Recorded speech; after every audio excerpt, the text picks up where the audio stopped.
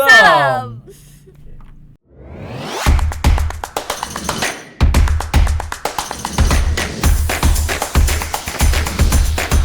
Bismillahirrahmanirrahim. Assalamualaikum warahmatullahi wabarakatuh. Halo sahabat Bawaslu dimanapun Anda berada, kembali lagi dalam podcast Bawaslu Kabupaten Tegal. Bersama saya Rizka Fitriani yang akan memandu jalannya podcast pada hari ini. Nah, sahabat Bawaslu, sebelum kita masuk ke dalam podcast, terlebih dahulu saya mengingatkan kepada sahabat Bawaslu untuk terus mengikuti akun media sosial kami, yaitu @bawaslu Kabupaten Tegal. Nah, sahabat Bawaslu, tema podcast kita kali ini ialah Ngobrol Adiasta Pemilu, Pramuka Peduli Demokrasi Bicara. Nah, sahabat Bawaslu, demokrasi yang sehat tidak hanya menjadi tanggung jawab oleh penyelenggara pemilu, akan tetapi juga membutuhkan peran aktif masyarakat, termasuk generasi muda. Karena itulah, Bawaslu Kabupaten Tegal terus mendorong lahirnya kader-kader pengawasan partisipatif yang peduli, berintegritas, dan siap menjadi agen perubahan. Nah, pada Kamis kemarin, 23 Juli 2026, Bawaslu Kabupaten Tegal telah mengadakan kegiatan pendalaman materi pendidikan pengawas partisipatif tahun 2026 yang beranggotakan anggota pramuka, kemudian juga ada perwakilan siswa-siswi dari SMK Negeri 1 Slawi. Nah, dari kegiatan tersebut lahirlah sebuah komunitas baru bernama Pramuka Peduli Demokrasi atau PPD, yang mana komunitas ini adalah sebuah wadah bagi generasi muda untuk berkolaborasi dalam menguatkan budaya demokrasi dan pengawasan partisipatif. Baiklah sahabat Bawaslu, langsung saja di samping saya sudah ada dua narasumber yang merupakan dari pengurus komunitas PPD ini. Langsung saja kita sapa. Yang pertama yaitu Ketua PPD ada Kakak Nahfadu Kolbi. Selamat siang Kakak. Selamat siang juga Kak. Ya, bagaimana kabarnya hari ini Kakak? Alhamdulillah baik sekali. Baik sekali ya, baik Kakak. Mohon izin terlebih dahulu untuk berkenalan dengan sahabat Bawaslu Kakak.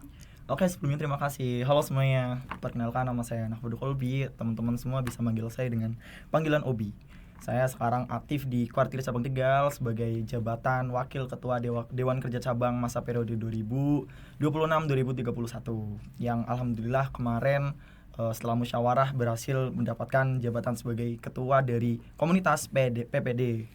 Ya Kak. Baik, terima kasih. Selanjutnya ialah narasumber kedua ada Kakak Anggit Anggraini. Selamat siang Kakak. Selamat siang juga. Ya, gimana hari ini Kakak kabarnya? Alhamdulillah. Ya, baik, mohon izin Kakak untuk terlebih dahulu berkenalan dengan sahabat Bawaslu. Halo teman-teman semuanya, saya Anggit Anggraini, biasa dipanggil Anggit, dari SMK Negeri 1 Adiwarna, perwakilan dari Kuartir Cabang Tegal. Baik, terima kasih. Langsung ke Kakak Kolbi ini. Kak, satu kata dong Kak yang menggambarkan demokrasi itu apa? Satu kata untuk menggambarkan demokrasi, pastinya partisipasi ya, karena demokrasi di Indonesia itu nggak bakalan bisa jalan kalau misal masyarakatnya cuman hanya jadi penonton tanpa turut andil dan berpartisipasi dalam demokrasi. Baik, bagus sekali. Kalau menurut Kakak Anggit sendiri gimana? Satu kata yang menggambarkan demokrasi. Demokrasi ya, kayaknya nggak jauh-jauh dari kata partisipatif juga ya, karena demokrasi itu bisa berjalan karena masyarakatnya juga ikut andil dalam kegiatan tersebut juga. Nah, sebelum ada kegiatan pendidikan pengawas partisipatif ini ya, sebelumnya tahu nggak sih Bawaslu itu apa? Kakak itu Kolbi dulu mungkin.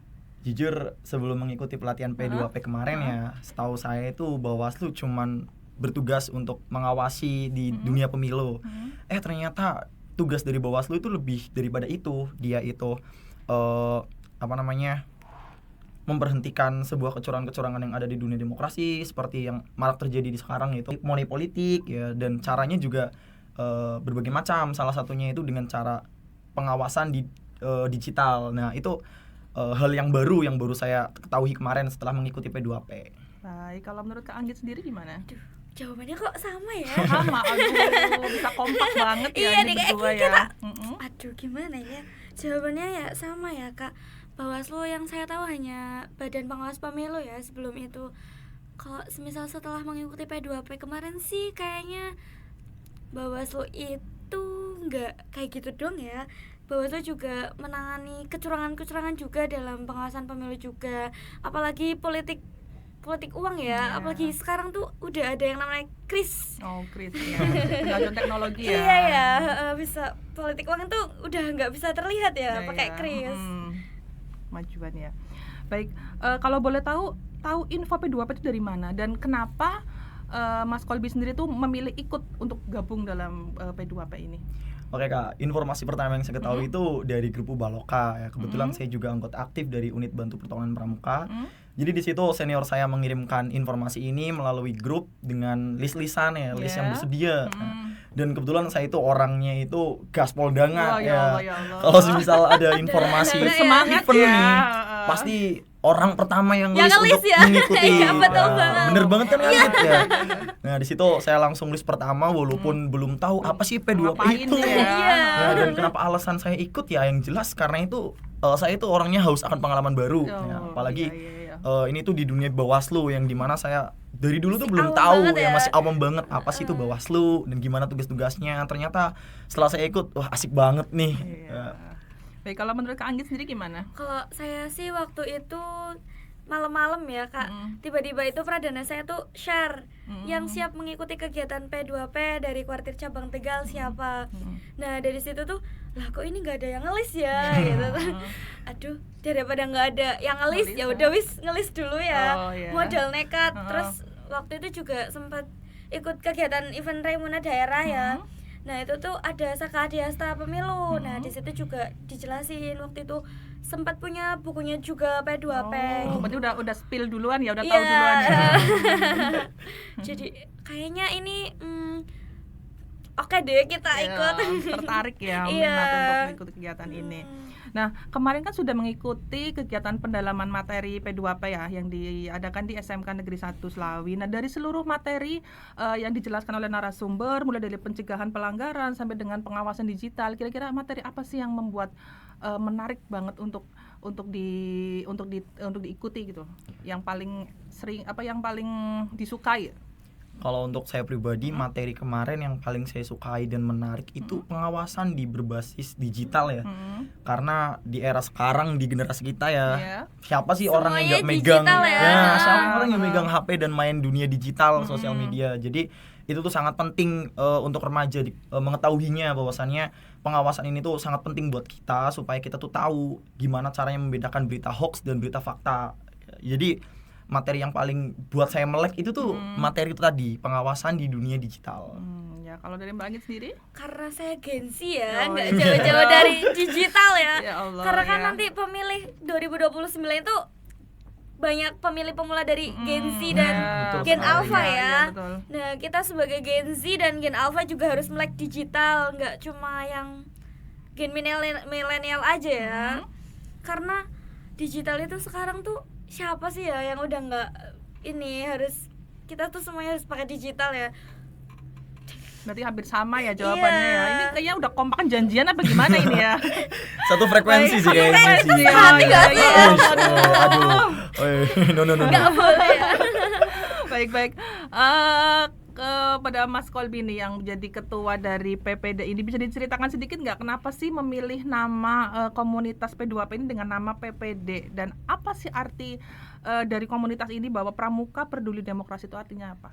Oke, yang pertama pastinya PPD itu mudah diingat ya. Dan seperti kita ketahui PPD sendiri kan memiliki kepanjangan Pramuka Peduli Demokrasi. Lah, kenapa harus nama komunitas kita ini Pramuka Peduli Demokrasi? Itu tuh PPD itu tuh sudah menyangkut semuanya ya. Yang pertama dari Pramuka itu bahwasannya kegiatan P2P kemarin itu kita selaku anggota Pramuka. Jadi tercantum namanya di komunitas itu.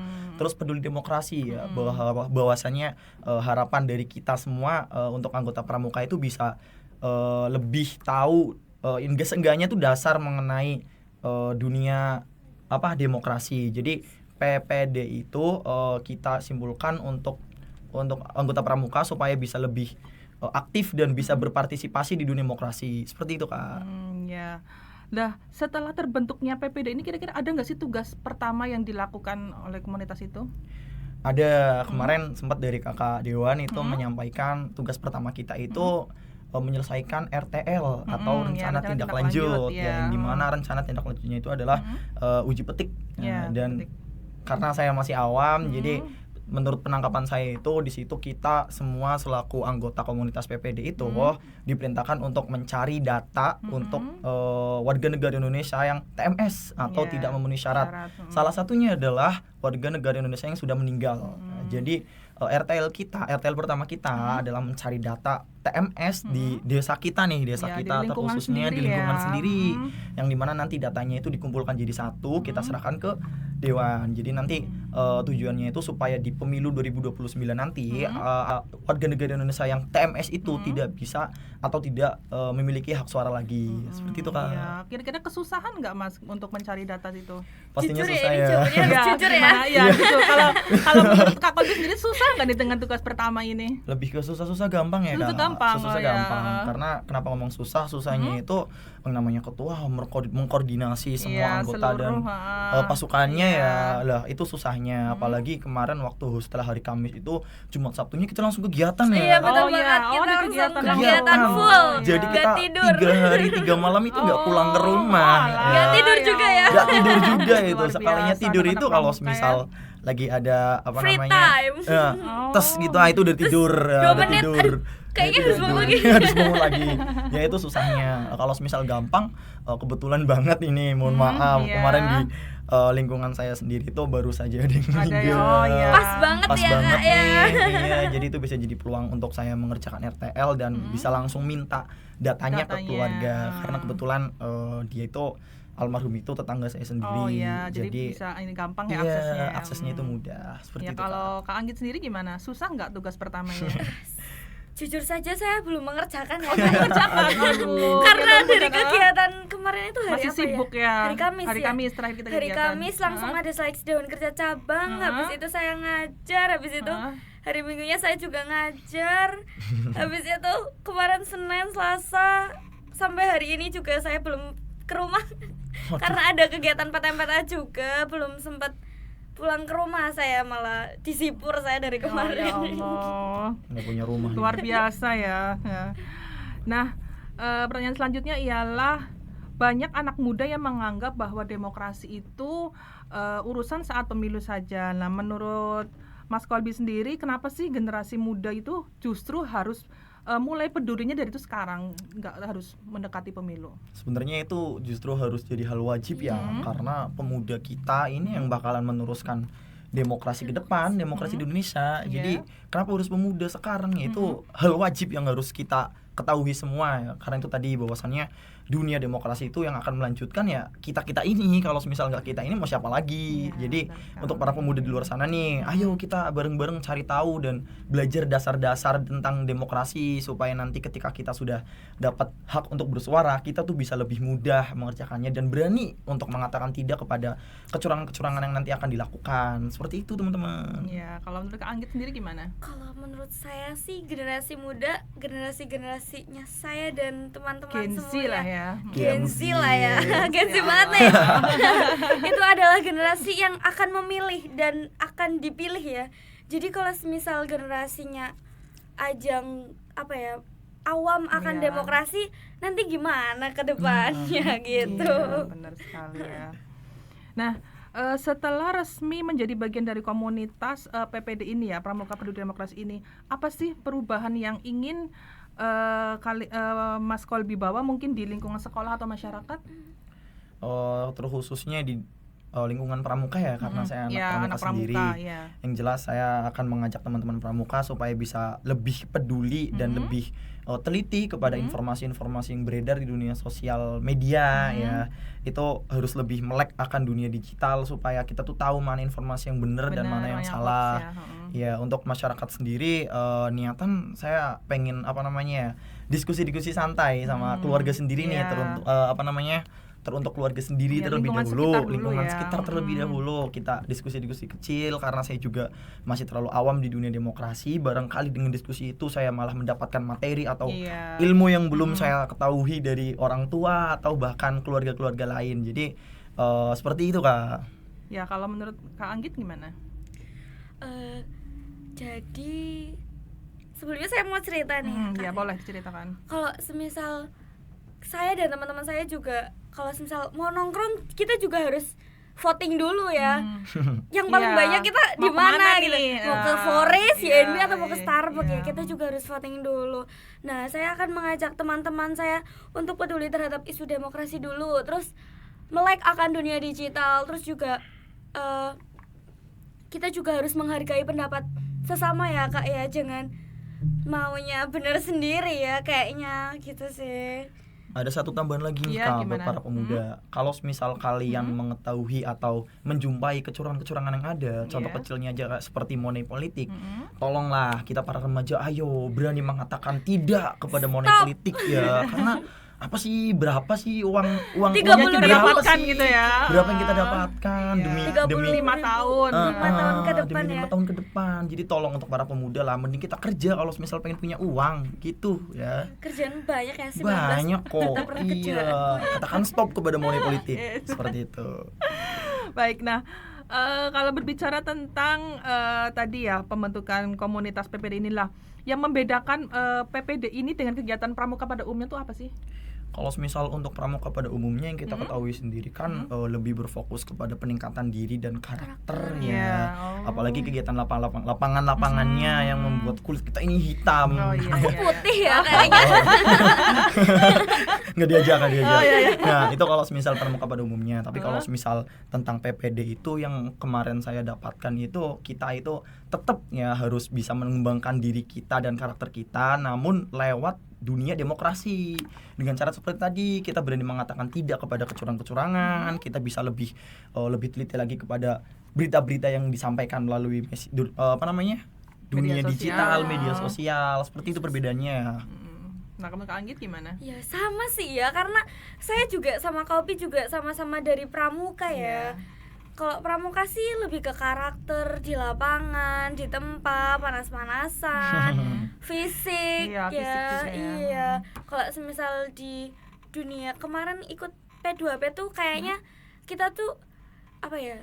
Tidak harus dengan di panas-panasan dulu ya. Kalau semisal di Peduli Demokrasi itu memiliki fokus pada pendidikan demokrasi ya, kepemiluan dan pengawasan partisipasif gitu sih kalau dari aku. Baik.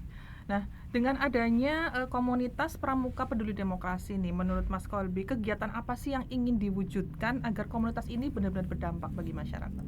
Oke, yang pertama saya akan menjalankan sebuah program kerja yang dimana kita selaku anggota atau komunitas dari PPD itu melaksanakan edukasi ke setiap pangkalan-pangkalan, terkhususnya di kuartir cabang Tegal.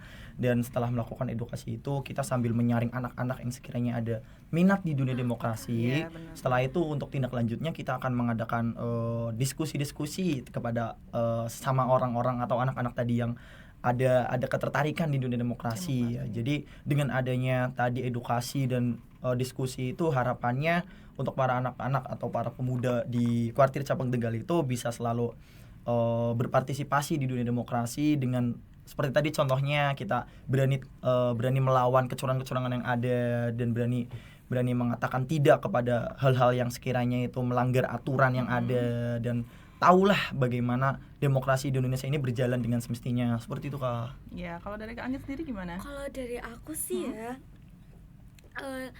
ya gitu ya, kita akan kampanye melalui pangkalan-pangkalan yang ada di kuartir cabang Tegal. Terus juga kita akan kampanyenya tuh gak melalui pangkalan aja ya Kak. Kita juga mungkin dari PPD itu mohon izin ketua ya, Iya.